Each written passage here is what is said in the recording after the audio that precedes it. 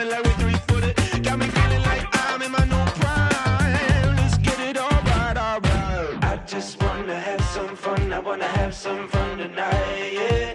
I just wanna have some fun. I wanna have some fun tonight, yeah. I just wanna have some fun. I wanna have some fun tonight, yeah. I just wanna have some fun. Have some fun. Have some fun tonight. Bonjour et bienvenue dans Le Monde, et le jour d'après de la formation et de l'éducation. Aujourd'hui, nous allons ensemble découvrir comment les acteurs de la formation professionnelle ont vécu cette période de crise sanitaire et désormais économique, de découvrir également les enjeux du secteur de la formation professionnelle avec pour ambition de tracer quelques perspectives d'avenir. Nous allons le faire avec 4 invités, avec tout d'abord Sylvie Petitjean. Bonjour madame. Bonjour. Vous êtes vice-présidente de la Fédération de la formation professionnelle, présidente de la FFP en Occitanie et vous êtes directrice générale de Crept Formation. Alors, en 2 mots, Crept Formation, vous formez qui et à quoi ? Donc, Crept Formation, c'est une entreprise régionale de formation qui est installée en Occitanie et qui forme majoritairement des demandeurs d'emploi dans le cadre de marchés publics. Merci. Avec un autre invité, Francis Dumas-Delage. Bonjour. Bonjour. Vous êtes président de la FFP en Nouvelle-Aquitaine et vous êtes directeur général d'AFC Formation et vous formez des jeunes et c'est plutôt alternance, c'est ça ? Oui, depuis 22 ans, en fait, notre ADN, c'est l'entreprise. Et donc, on forme sur l'alternance et l'apprentissage depuis l'année dernière. Et on accompagne près de 1000 personnes par an sur ces métiers, du commerce et d'autres. Troisième invité, Jean-Marie Simon. Bonjour. Bonjour. Vous êtes président de la FFP en Pays de la Loire et vous êtes directeur général de 3A Formation. Et vous vous occupez de formation plutôt de salariés, c'est ça ? Expliquez-nous. C'est ça, donc en fait depuis 16 ans maintenant, on accompagne les entreprises du bassin Pays de la Loire sur la montée en compétences des salariés et des dirigeants sur des compétences transversales. En fait, ce sont des formations génériques. Donc les formations sont dispensées soit chez nous, soit dans les entreprises. Et dernier invité, Olivier Poncelet. Bonjour. Bonjour. Vous êtes délégué général de la Fédération de la formation professionnelle. Comment la présenter en 2 mots, cette fédération ? Parce que peu de gens la connaissent, mais pourtant c'est extrêmement important. De plus en plus. La FFP, c'est 900 entreprises et associations dont le métier, c'est de développer les compétences professionnelles des personnes, qu'elles soient jeunes, qu'elles soient demandeurs d'emploi ou qu'elles soient salariées. Donc, ces 900 adhérents, ils ont 2500 centres de formation partout en France. Vous avez ici des exemples. Et on forme plusieurs millions de personnes chaque année, et notamment 100 000 jeunes en alternance. Merci en tout cas à tous les 4 d'être avec nous pendant près d'1 heure.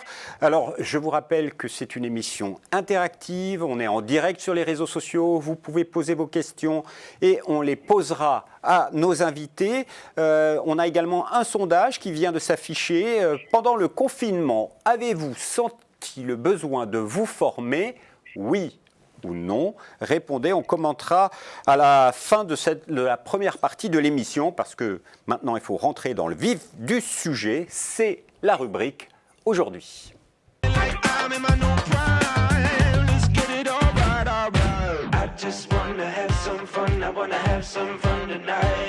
Voilà, il nous fallait savoir comment le secteur de la formation professionnelle a vécu cet épisode du Covid-19, cette crise sanitaire et économique. Mais concrètement, par exemple, Madame Petitjean, comment ça s'est passé pour vous dans votre entreprise et sur votre territoire ? Le 13 mars, voilà, tout était fini. Comment ça s'est passé ? Donc, le 13 mars, ça s'est passé dans la précipitation et l'efficacité, parce qu'il a fallu en une journée s'adapter au monde qui a changé et passer de formation en présentiel en formation à distanciel avec une partie des demandeurs d'emploi, puisque je travaille sur ce segment de marché, qui étaient disponibles et qui avaient le matériel pour pouvoir se former à distance. Donc, pour les gens qui aiment le challenge, le changement, je dirais que ça s'est plutôt bien passé. Mais ça ne s'est pas passé de manière identique pour tous les acteurs de mon territoire, selon leur activité. Mais globalement, on a géré. Vous avez dû œuvrer avec l'ensemble des acteurs locaux. Il y en avait qui avaient des difficultés. Ça a été un gros travail au niveau régional? Oui, ça a été un gros travail pour les présidents de région de la FFP d'une manière générale parce que nous avons informé en complément de la FFP au niveau national tous les jours les adhérents de toutes les mesures, de tous les décrets, de tous les dispositifs, puisqu'il a fallu en 15 jours s'adapter à tout un nouveau corpus législatif. Donc le rôle des présidents de région, c'est de relayer l'information et d'être à la disposition des adhérents pour répondre à leurs questions. Puis le troisième point, c'est d'animer régulièrement des réunions de manière à ce qu'on puisse se rencontrer de manière virtuelle et partager nos difficultés. Sur les personnes que vous formiez, vous avez pu assurer une continuité ou il y a eu quand même des personnes qui n'ont pas pu continuer leur formation tout s'est bien passé à vous entendre? Non, non, je dirais pas ça. Sur la formation des demandeurs d'emploi, nous avons, avec l'appui de nos financeurs publics, pu transformer une partie de notre activité qui se réalisait en présentiel et nous l'avons transformée en distanciel. Mais pour pouvoir le faire, il fallait que les publics soient disponibles parce que les stagiaires comme les salariés pouvaient avoir des enfants à gérer, donc disponibles, désireux de poursuivre leur formation à distance, et puis ils devaient aussi posséder un minimum d'équipement informatique pour pouvoir participer à nos formations. Donc les stagiaires qui n'étaient pas dans ces conditions-là ont vu leur formation suspendue et la formation a repris après le 11 D'accord, le 11 mai. Monsieur Dumas-Delage, vous partagez, vous avez vécu les mêmes moments parce que vous avez beaucoup d'alternants, vous avez, y a des jeunes en BTS, vous avez une école supérieure de l'alternance également. Comment ça s'est passé, vous, l'épisode du confinement? Je dirais comme Sylvie Petitjean l'explique, c'est-à-dire que le 12 mars au soir, lorsqu'il y a eu le discours du président, dès le vendredi 13 au matin à 8h, on a travaillé avec les équipes. Et je dis toujours qu'en vendredi, samedi, dimanche, en 3 jours, on a fait ce qu'on voulait réaliser en 3 ans, c'est-à-dire mettre du distanciel dans les formations. Et on y est arrivé parce qu'il fallait y arriver déjà, et ça c'était une grande raison. Donc il n'y avait pas de frein du coup, ni de frein de nos salariés, ni de frein des apprenants, ni des entreprises, puisque en apprentissage et en alternance, en règle générale, il y a une autre tiers qui est l'entreprise. Et tout d'un coup, on a mis plus de 300 jeunes tout d'un coup à distance dans les parcours. Je dirais qu'après, on a eu les 2 ou 3 premiers jours, on a balbutié, on a fait de l'artisanat. Et puis après, progressivement, on s'est aperçu que on captait les jeunes et en tout cas, on avait plus de 95% au bout de 15 jours qui étaient encore présents et bien présents. Et les formateurs, petit à petit, se sont échangés. On a fait du pair à pair. On a commencé à échanger. Toi, tu utilises Teams. Moi, j'utilise Zoom. Etc. Donc, on a commencé à se professionnaliser davantage jusqu'à découvrir véritablement des vertus de la distance qu'on ne connaissait pas. Après, on va dire que si on continue dans le temps, on en a vu aussi les limites de la distance. Et le 11 mai était une bonne chose pour pouvoir revenir en présentiel pour certains publics notamment. Je vais vous poser la question que nous envoie un internaute, c'est est-ce que les personnes en formation ont pu suivre facilement? Visiblement oui, 95%, mais quel retour vous en ont-ils fait? Ce qui était surprenant de la part des formateurs déjà, c'est de dire qu'ils ont vu des personnes qu'ils n'entendaient pas dans la salle lorsqu'on vous avez un groupe de 20 à 25. Tout d'un coup, ils se sont mis à les entendre, à les écouter et eux-mêmes se sont mis à être déjà moins de tabous. Ils pouvaient parler sans être décriés par le groupe parce qu'on a toujours la peur du groupe quand on fait du présentiel. Donc derrière, c'était ça la première chose. Et tout d'un coup, on s'est mis aussi à individualiser davantage chez les formateurs, aller chercher davantage des personnes dont en présentiel on ne va pas toujours chercher parce qu'on se dit l'attitude qu'il a, en fait c'est qu'il s'en fout, mais non, alors qu'à distance tout d'un coup on pouvait aller chercher ces comportements-là. Monsieur Simon, tout s'est bien passé également parce que que ce soit pour Crêpes Formation et pour le groupe AFC Formation, ça s'est plutôt bien déroulé. Et pour vous, parce que vous formez des salariés, vous avez vécu une période facile ou pas Alors, au moment tout du est confinement? relatif. C'est vrai que c'était quand même un coup d'arrêt très important. Il faut savoir que le 16 mars, effectivement, tout s'arrêtait. Toutes les formations qui avaient été prévues par les entreprises se sont mises à l'arrêt. Les entreprises, en général, ont le plan de formation, le plan de développement des compétences qui est planifié à l'année. Les salariés attendent les formations pour monter en compétences, pour évoluer. Et là, tout d'un coup, on leur dit, vous ne travaillez plus et vous ne vous formez plus. Donc, c'était un vrai coup d'arrêt. Dans un premier temps, il a fallu, au niveau entreprise, gérer les reports, informer les entreprises, les salariés, donc les apprenants, les informer sur comment ça va se passer. Alors, au départ, évidemment, il n'y avait pas d'information. En tous les cas, qu'on prenait en compte le report des formations. Donc là aussi, ça a été très compliqué de reporter alors qu'on n'avait pas la date de déconfinement. Donc, un gros travail d'information, à la fois auprès de nos formateurs, du personnel interne de l'organisme de formation et de nos clients. Donc ça, c'était vraiment le rush pendant une semaine, et aussi en tant que dirigeant, très compliqué aussi, au bout de 16 ans de création d'une entreprise, de se dire stop. Je me souviens encore de la minute où je suis allé en salle de réunion, j'ai convoqué des salariés et je leur ai dit, voilà, aujourd'hui, on arrête et on informe les entreprises que les formations ne seront pas assurées. Ça, c'est quand même assez difficile à encaisser. Après, effectivement, arrive, comme le dit Sylvie et Francis, on est obligé de se réinventer. Et là, effectivement, on s'est mis en route pour apporter une solution digitale. Et cette solution digitale, pendant cette période de confinement, ça a été une aventure intéressante. Tout le monde y a participé au sein de votre entreprise? Alors effectivement, on a mis à contribution toute notre ressource pédagogique. On a une trentaine de formateurs. On faisait donc des réunions toutes les semaines. On a testé différentes plateformes. On a essayé d'imaginer les différents formats pédagogiques, parce qu'il faut bien savoir que la formation en général, c'est un formateur, des apprenants dans la salle. On est en présentiel. Et là, tout est bousculé.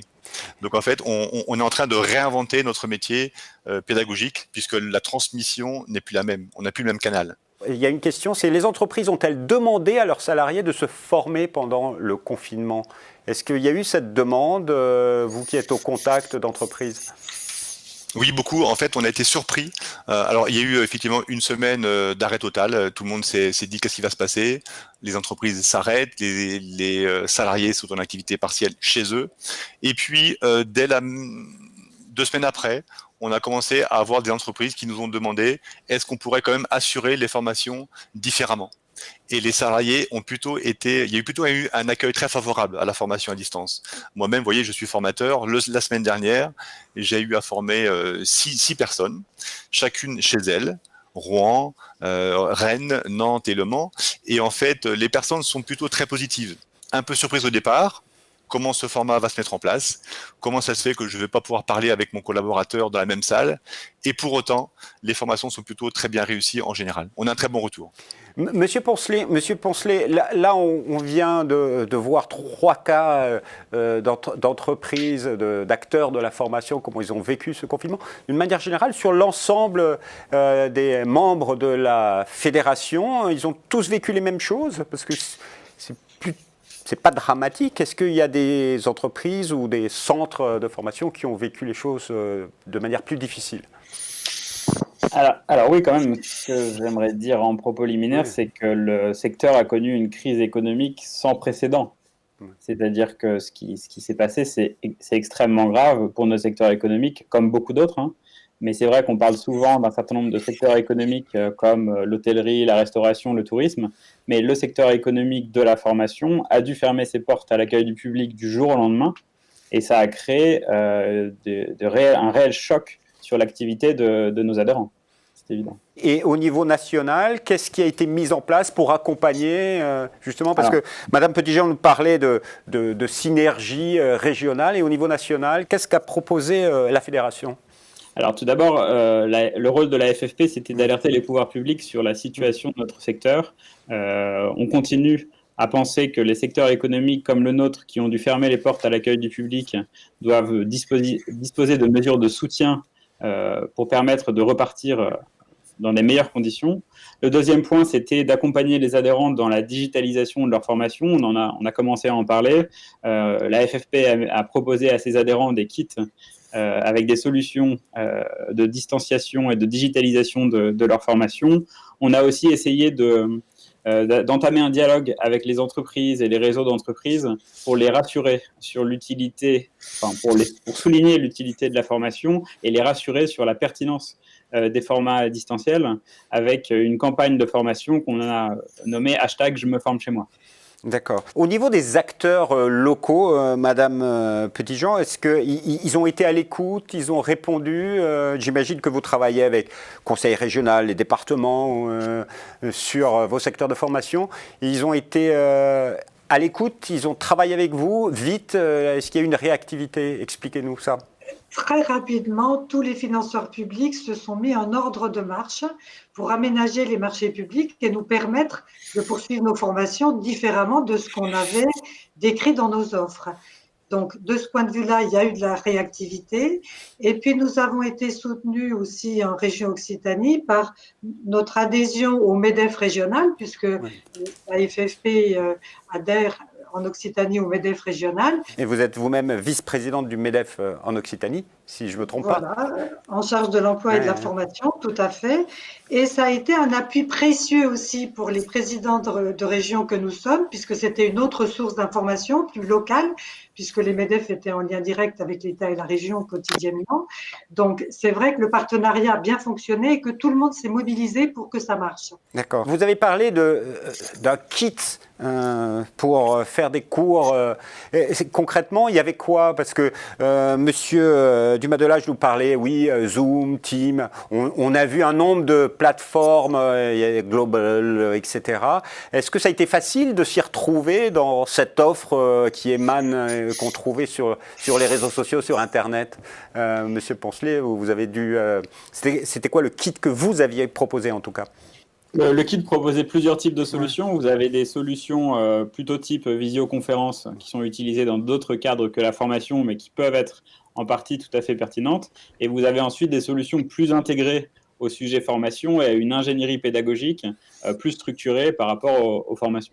Et là, pour les centres de formation, vous avez fait quel choix, par exemple, très concrètement, Madame Petitjean? Vous étiez Teams, Zoom, sur les formations ou d'autres plateformes?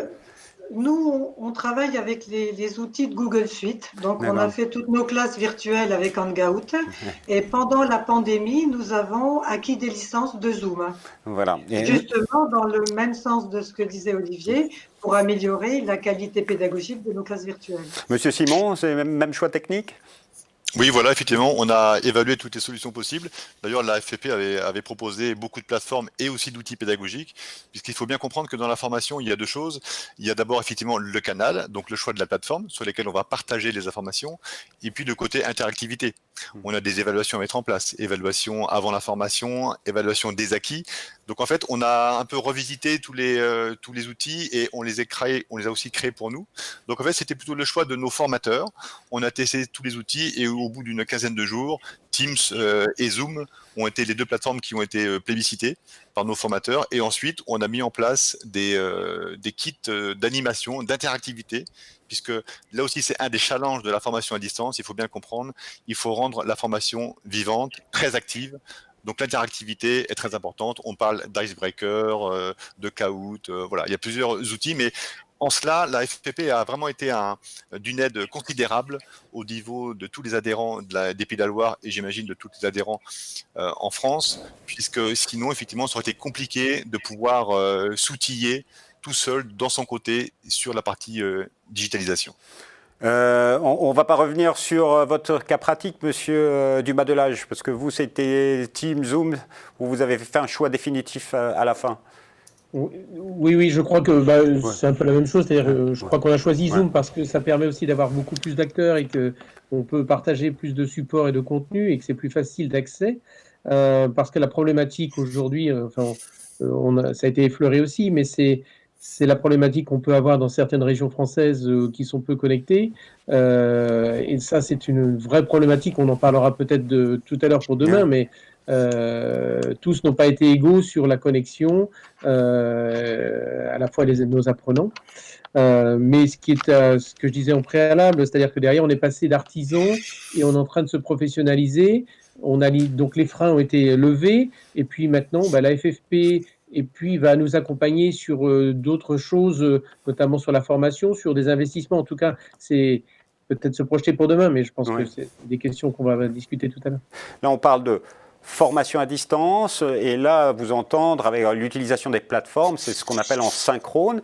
Est-ce que vous aviez, vous, déjà, par exemple, des formations dites en asynchrone avec ce qu'on appelle des MOOC ou des cours déjà en ligne disponibles ou pas? Madame Petitjean, un petit rapide tour de table. Vous aviez déjà ça? Oui, nous avons des modules de e-learning, oui. D'accord. Nous avions déjà également, mais on était plutôt sur l'expérimentation et on laissait libre nos formateurs d'expérimenter et avec des retours d'expérience dans lesquels on s'était dit à un moment donné, au-delà du retour d'expérience, on va le mettre à plus grande échelle. Voilà. Monsieur Simon? Et chez nous, alors pas du tout. Troisième cas pratique, pas du tout. On est très, nous, sur des formations management, communication relationnelle. Donc, effectivement, le formateur transmet dans la salle les bonnes pratiques, les bons gestes. Et en fait, c'était un projet. Donc là, effectivement, aussi, l'un des bonnes idées du confinement, ça a été une accélération massive de la digitalisation. Tous les acteurs de la formation ont dû y aller. Un petit chiffre peut-être sur nos formations, 35% à ce jour, 35% des formations ont été transformées en digital.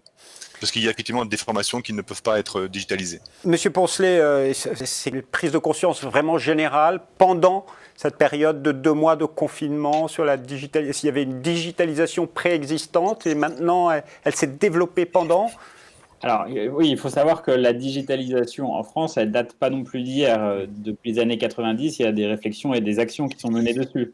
Simplement, le cadre légal et réglementaire a reconnu dans les mécanismes de financement la formation à distance qu'en 2015. D'accord. Par la suite, des acteurs, et notamment la FFP, avec le réseau d'Acto Calia, on mène des projets pour accompagner depuis déjà plusieurs années la digitalisation. On a fait une étude d'envergure avec le cabinet Faber-Novel pour bien comprendre les enjeux de la digitalisation. On pourra en reparler. Oui. Mais la crise a plutôt été un accélérateur, mais la digitalisation avait commencé. Au chiffre national, on estime que 10% des formations précédemment, avant la crise, étaient réalisées à distance et que la crise a permis de maintenir 30% de l'activité au global. Donc, on a triplé, si on fait à grande maille, les formations digitales, sachant que de plus en plus, on va vers des formats blended learning, c'est-à-dire qui mixent des formats distanciels et des formats présentiels. Est-ce qu'il y a eu, vous voulez rajouter quelque chose sur ce moment du confinement, par en partie ce que vous avez vécu, qu'il faut noter, souligner? Alors peut-être qu'effectivement, en télétravail, les salariés qui sont en télétravail, en fait finalement, le confinement et le fait de pouvoir se former en télétravail, ça a aussi été un lien social. Les personnes se sont parlées, se sont formées, et on a créé quand même le lien social très important, alors à la fois au niveau des formateurs internes chez nous, mais aussi au niveau de nos clients, les apprenants. Imaginez une personne qui reste chez lui pendant 2 mois, sans travailler, sans avoir de vision sur son évolution ou sur ses compétences. Là, on lui propose d'avoir un lien social peut-être tous les jours, tous les 2 jours. Nous, on a mis en place des sessions de formation tous les matins avec nos clients. Et en fait, on s'est rendu compte que, alors au départ, la parole était peut-être difficile à libérer. Et au fil de l'eau, les personnes ont vraiment très bien vécu ce confinement, entre autres parce qu'ils parlaient de leurs compétences, de leur évolution. D'autres relations humaines qui se sont créées. Alors, les résultats du sondage, pendant le confinement, avez-vous senti le besoin de vous former? Eh bien, la réponse, c'est oui à 90% et non à 10%. Donc, c'est plutôt une belle perspective pour tout le secteur de la formation. Une réaction, Madame Petitjean? Eh bien oui, c'est une excellente nouvelle. Monsieur Poncelet? Oui, alors après, l'enjeu, ça va être d'avoir une réponse adaptée aux besoins en compétences issus de la crise. On va pouvoir en parler, mais c'est quel est le niveau de réponse, premièrement, et deuxièmement, quel est aussi le niveau d'incitation et d'encouragement pour faciliter cet accès à la formation. Justement, c'est quelle formation professionnelle demain? C'est la rubrique suivante, on en parle tout de suite. I wanna have some fun tonight, yeah. I just wanna have some fun. I wanna have some fun tonight, yeah. I just wanna have some fun. Donc, pour lancer cette deuxième partie sur l'avenir et les enjeux autour de la formation professionnelle, on lance quand même un petit sondage. Êtes-vous prêt à vous former à distance? Oui ou non. Donc, lançons ce sondage. Alors, Monsieur Poncelet, vous avez commencé à parler de l'enjeu de la digitalisation. Ça, c'est un enjeu fort pour tout le secteur de la formation professionnelle. Est-ce que vous pouvez développer un petit peu ce que vous avez commencé à nous dire tout à l'heure? L'enjeu sur la digitalisation, c'est de tirer les enseignements de la crise. La digitalisation, ce n'est pas une fin en soi. Il y a parfois des idées reçues comme quoi la formation digitalisée est soit moins chère, soit plus efficace. En réalité, tout dépend des besoins, des contraintes et de l'environnement. Donc, ce qu'il va falloir bien tirer, c'est les conséquences de cette crise par rapport à la digitalisation et au format distanciel. On a vu pendant la crise que les dispositifs administratifs, les mécanismes de financement pouvaient être adaptés de manière plus pertinente à la formation digitale, et c'est notamment le cas de forfait. On sait que c'est plus adapté à la formation que par exemple un paiement à l'heure stagiaire qui n'a de moins en moins de sens. Donc c'est aussi ce type d'adaptation qu'il va falloir faire. Et côté offre de formation, l'enjeu il est pluriel. Il est au niveau des structures de formation, il est sur l'ensemble de la structure, pas seulement sur l'aspect offre pédagogique. Et ensuite, sur les contenus, il y a un enjeu global de l'offre de formation à pouvoir présenter effectivement des formations qui s'adaptent à la demande. L'enjeu, c'est pas tant de digitaliser que d'avoir un bouquet d'offres qui permettent de répondre aux contraintes et à la demande des apprenants et des entreprises. Mais quand on parle de digitalisation de la formation, Monsieur Simon, il faut la repenser intégralement. C'est ce que vous avez fait un petit peu. C'est énorme comme travail. Les responsables pédagogiques doivent se casser la tête. C'est ça, on parle d'ingénierie de formation, d'ingénierie pédagogique, on réinvente les parcours. C'est-à-dire que très concrètement, par exemple, sur une formation qui dure 10 jours sur du management, on ne va pas pouvoir former à distance 10 jours sur une plateforme. On est obligé de repenser la transmission, l'acquisition, comment va se faire l'acquisition des objectifs pédagogiques. Donc en fait, on est beaucoup plus sur créer des situations d'apprentissage. On va rendre l'apprenant acteur très vite. Donc, on va redéfinir nos travaux pratiques, nos exercices. On va pas travailler de la même façon. Exemple très concret, quand on est en formation, on fait souvent des sous-groupes de travail. On fait des ateliers, on se réunit et on restitue. Là, c'est plus possible, même si on peut faire des classes séparées avec Zoom. Mais là, en fait, l'idée, c'est vraiment d'individualiser au maximum la formation. Donc, effectivement, on a réécrit, réinventé les parcours pédagogiques, les méthodes pédagogiques et les outils. Donc, vous voyez, c'est quand même un gros travail. Et comme le disait Francis, on a fait en 3 jours ce qu'on fait en 3 ans. Là, vraiment, ça a été, ça a boosté l'équipe. Et d'ailleurs, je tiens à féliciter tous les formateurs en règle générale, puisqu'il y a vraiment une grande implication des formateurs, qui sont souvent des salariés, voire même parfois des indépendants. Ils ont pris à cœur ce projet. Et vraiment, ça a été une révolution, en tout cas pour eux, sur leur métier. Vous pensez bien qu'on a quand même réinventé le métier de formateur. On imagine bien la difficulté qu'on peut avoir. Et donc en fait, ils ont vraiment été acteurs. En fait, c'est eux qu'il faut mettre en avant. C'est la réécriture des parcours de formation pour éviter les ruptures. Alors là on a une question qui vient de tomber. La formation des formateurs est-elle indispensable, Monsieur Dumas-Delage? Je crois que ça l'était déjà. Simplement, c'est en train d'évoluer complètement. C'est-à-dire que derrière, il y a quelques années, on disait qu'il était un transmetteur de quelque chose. Maintenant, il va être un architecte d'un parcours. Donc, le métier a complètement changé. Je pense que les formations de formateurs ne seront plus jamais les mêmes non plus. Elles vont devoir évoluer. Intégrer la pédagogie distancielle, c'est quelque chose...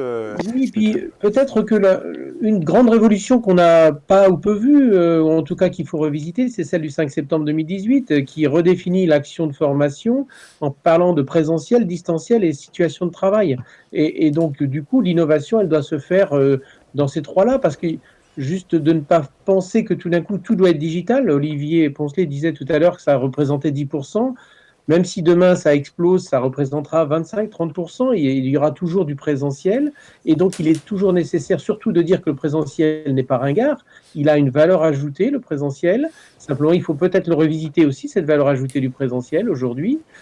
Pourquoi je me déplacerais, je ferais 200 km si ce que je vais apprendre à distance est pareil que si je me déplace, donc je ne me déplace pas, mais du coup le présentiel a une vraie valeur ajoutée et la situation de travail en a une également. Donc c'est tout le travail qu'on va devoir faire et que le formateur va devoir faire, parce que tout d'un coup lui aussi devra faire passer son message de 3 façons différentes, en présentiel, en distanciel et en situation. Madame Petitjean, pour clore ce petit chapitre sur la digitalisation, est-ce que vous pensez que tout le monde est prêt à la digitalisation de la formation avec un prisme, on va dire, régional? Je pense qu'on a fait un grand pas en avant parce que moi, je pensais en écoutant mes confrères féliciter aussi tous les apprenants qui ont participé vaille que vaille à ces formations à distance et qui ont vu aussi leur vie de stagiaire changer du jour au lendemain et qui se sont accrochés, qui se sont adaptés, que nous avons pu accompagner et qui ont souvent révélé des capacités que les formateurs ne soupçonnaient peut-être pas. Parce que c'est vrai que parfois, on peut avoir tendance à penser que les gens sont capables ou pas de faire telle ou telle chose. Et nous avons été très agréablement surpris. Et la deuxième chose que je voulais dire pour rebondir sur les propos précédents, c'est que ce qui change aujourd'hui, c'est que les formateurs sont en demande de formation et d'accompagnement. C'est pas on doit, mais c'est on veut. C'est ça le changement.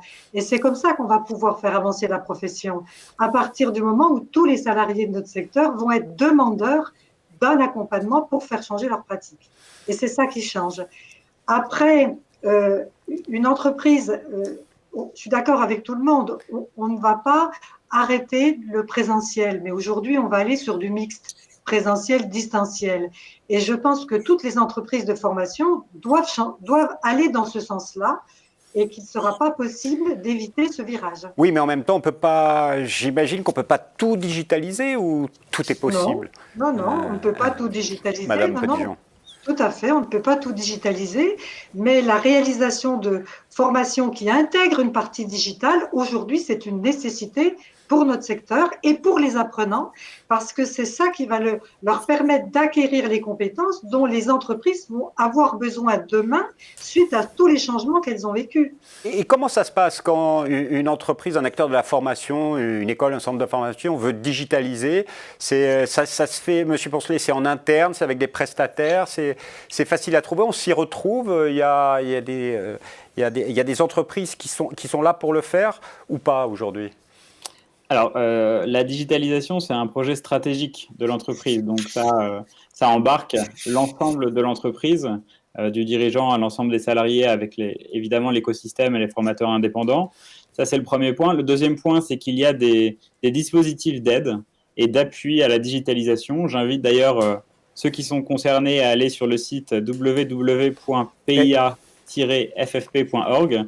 Les différents centres de formation ont des capacités de cofinancement, d'aide et de conseil, de suivre aussi un certain nombre d'ateliers qu'on mène partout en France, et puis de lire des études qu'on a publiées sur le sujet pour les aider à s'approprier la question qui est une question profonde aussi de modèle économique.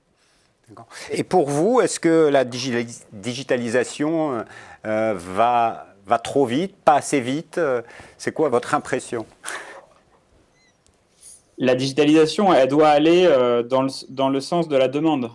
C'est-à-dire qu'il n'y a pas une rapidité dans l'absolu ou une lenteur dans l'absolu. C'est-à-dire que l'offre et la demande doivent aller de pair dans la digitalisation.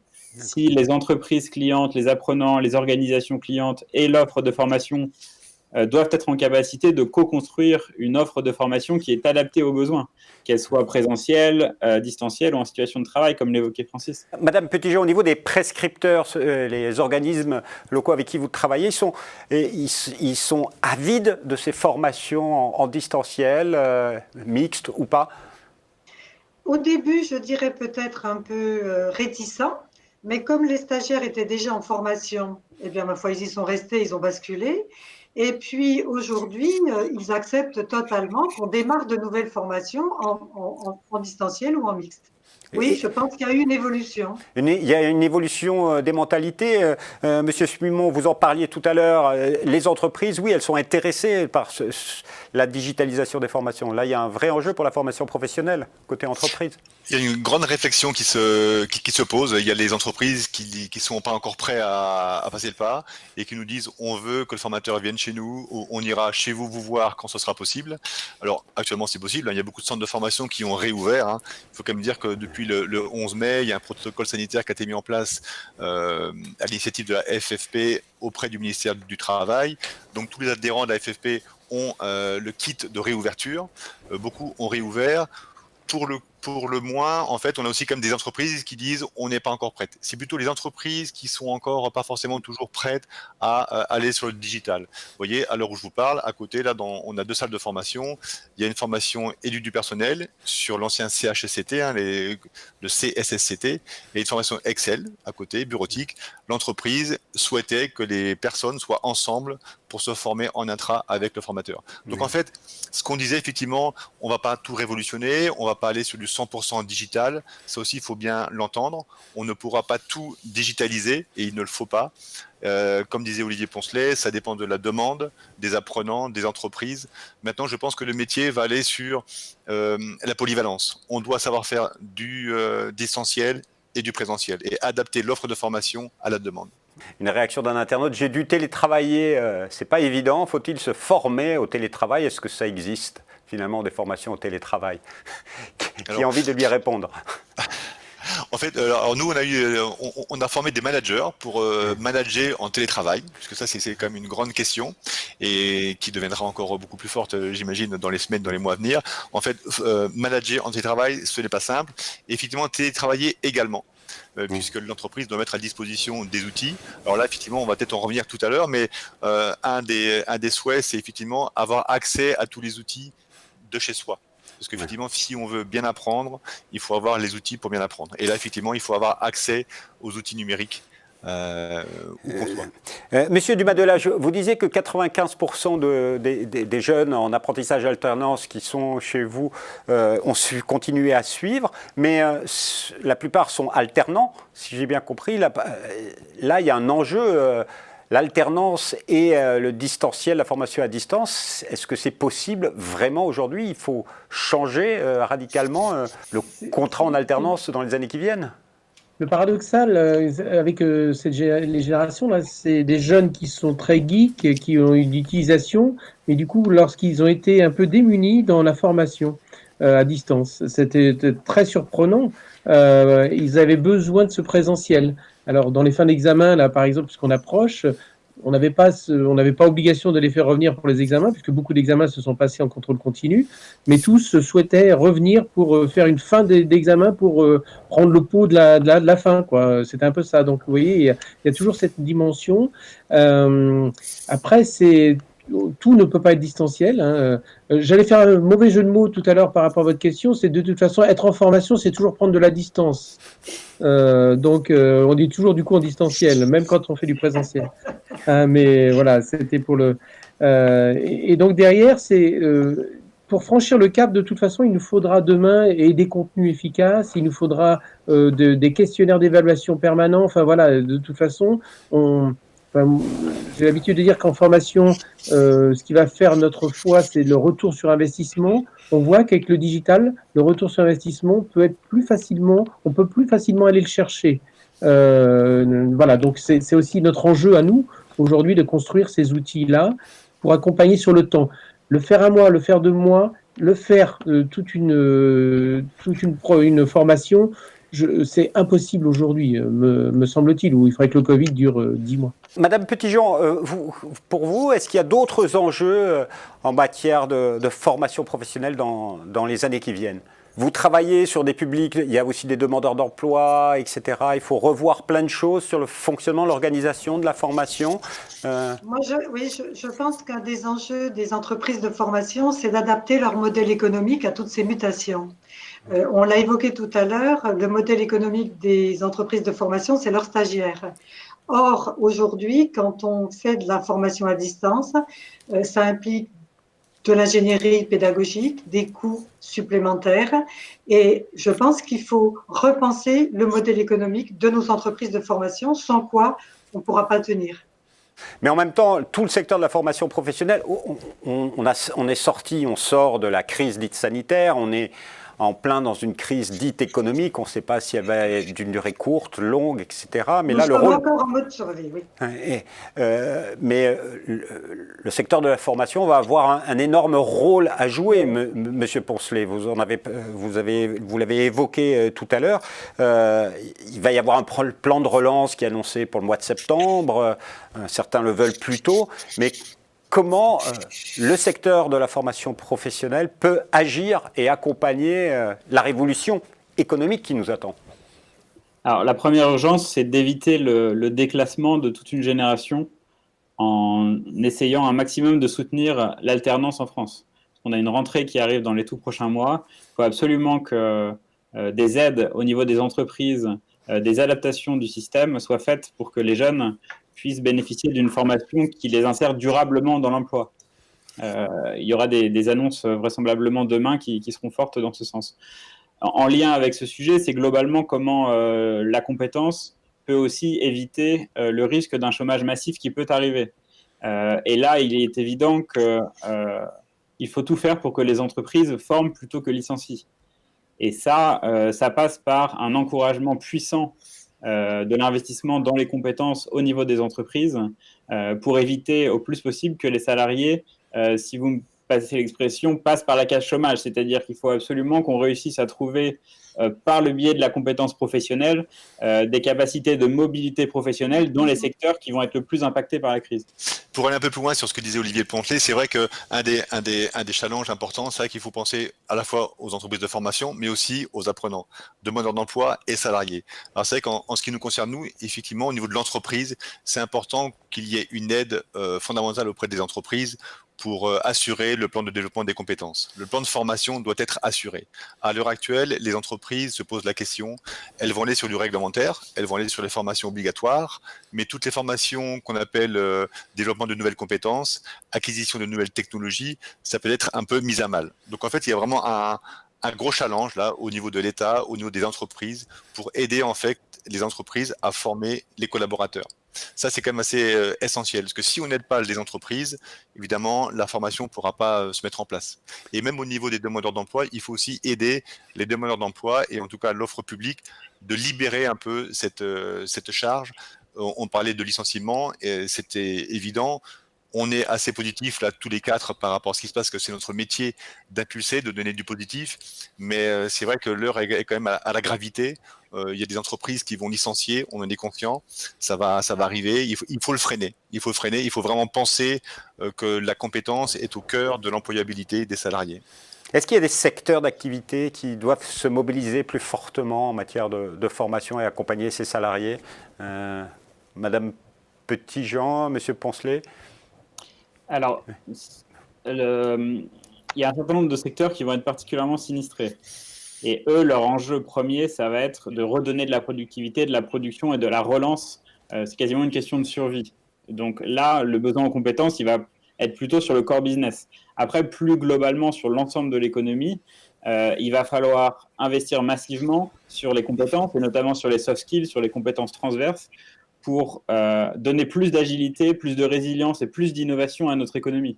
On parle beaucoup, on va peut-être en reparler, mais de la transition digitale, la transition écologique, ça ne se fera pas sans un investissement dans les compétences. La transition écologique, c'est quelque chose qui est important au niveau de la Fédération de la formation professionnelle, Madame Petitjean?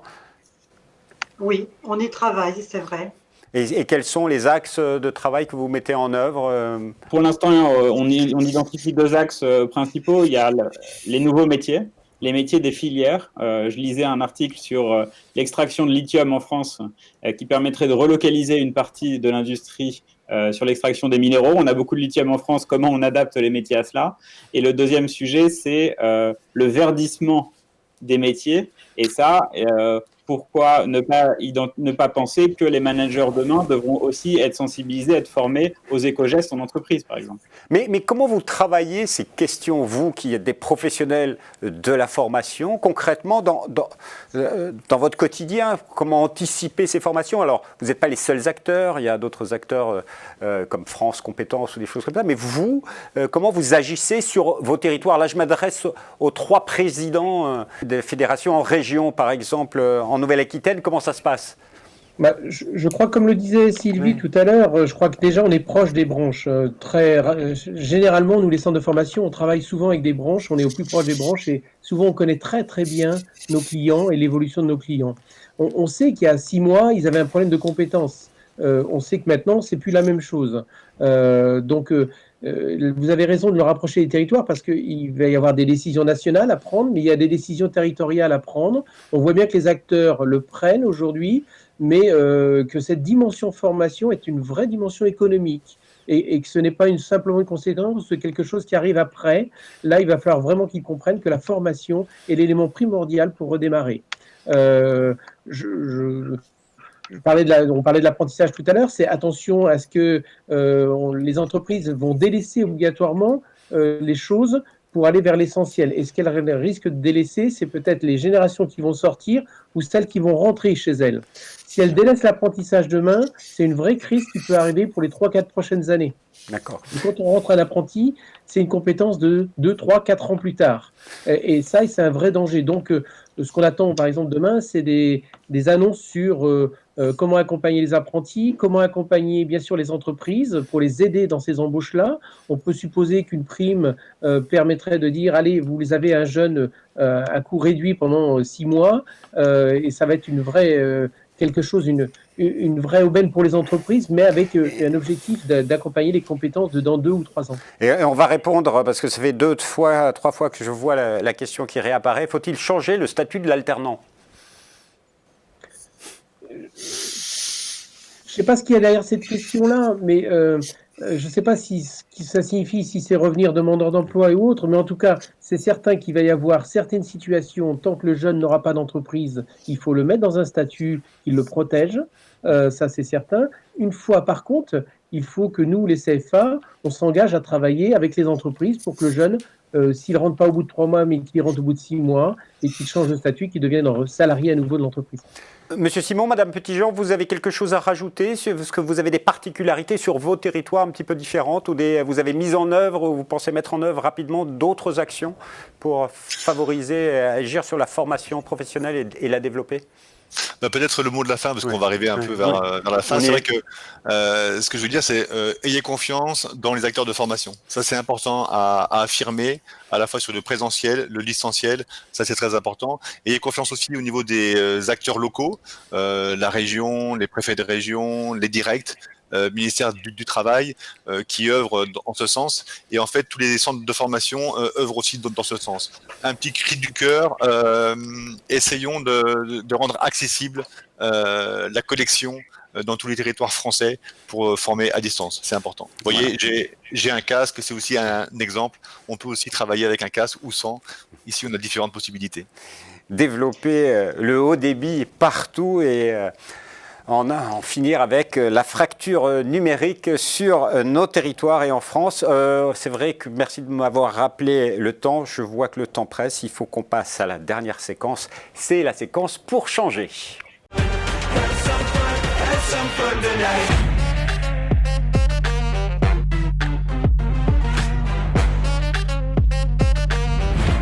Alors pour changer, déjà il y a la réponse au sondage. Est-ce que vous êtes prêt à vous former à distance?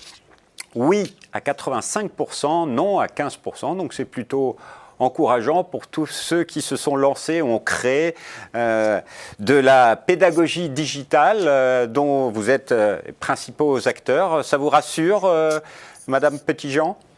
Oui, ça va tout à fait dans le sens de ce que nous disions préalablement. Voilà, ça répond à un des enjeux, n'est-ce pas, Monsieur Poncelet? Oui, tout à fait. Il faut, on sait bien que l'efficacité de la formation dépend aussi de l'envie d'aller se former, donc il est extrêmement important que les apprenants eux-mêmes aient envie de se former sur ces formats-là. Les résultats des 2 sondages, on aura tout à l'heure les détails du nombre de personnes qui ont répondu, mais c'est plutôt encourageant. On a envie de se former et à distance, pourquoi pas. Alors, pour cette dernière rubrique, je vous demande juste un petit tour de table. On vous a entendu, on a vu que vous avez agi pendant cette période de confinement, que vous avez développé une autre manière de former, mais que aussi tout le secteur de la formation professionnelle est là présent pour répondre à la crise qui s'annonce et pour accompagner tout le monde. Mais pour faciliter votre travail à tous, s'il y avait une action, une mesure à prendre, vous prôneriez quoi? On commence avec vous, Monsieur Poncelet. S'il y avait une mesure à pousser au global, ce serait que dans tous les plans de relance qui vont être annoncés, toutes les mesures de soutien à l'économie, de relocalisation, de transition digitale et de transition écologique, l'enjeu des compétences soit identifié et soit encouragé comme tel. Monsieur Dumas-Delage, pour vous, s'il y avait une mesure à prendre, ce serait? Alors, je vais en prendre deux, si vous me permettez. La première, ça serait de faire confiance au système et non pas de la défiance. C'est-à-dire qu'on a un système de formation qui est souvent sous des contrôles, des signatures, des justificatifs en permanence. Et je crois qu'il faut passer à ce système de confiance dans les acteurs de la formation qui permet d'aller plus vite et qui permet d'être très souple.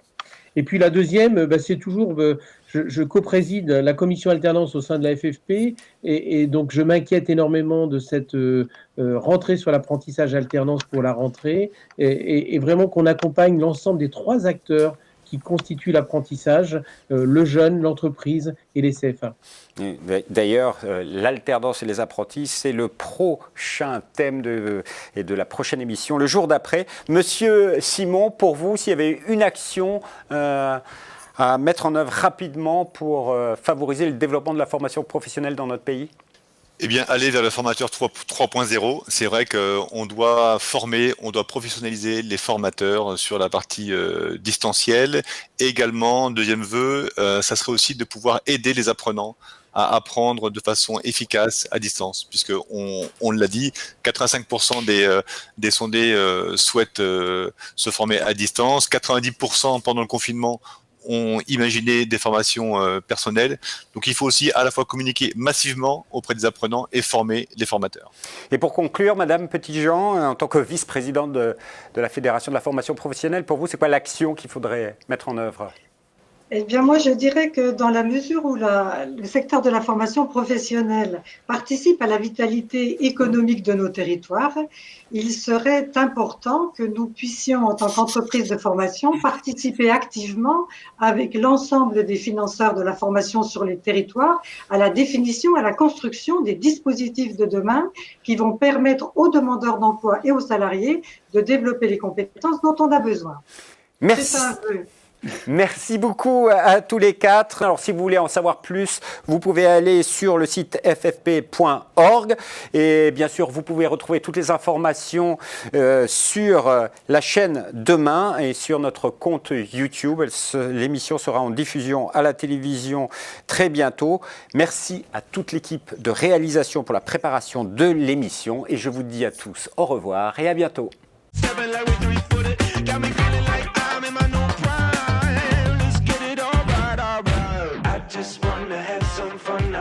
Some fun tonight, yeah. I just wanna have some fun. I wanna have some fun tonight.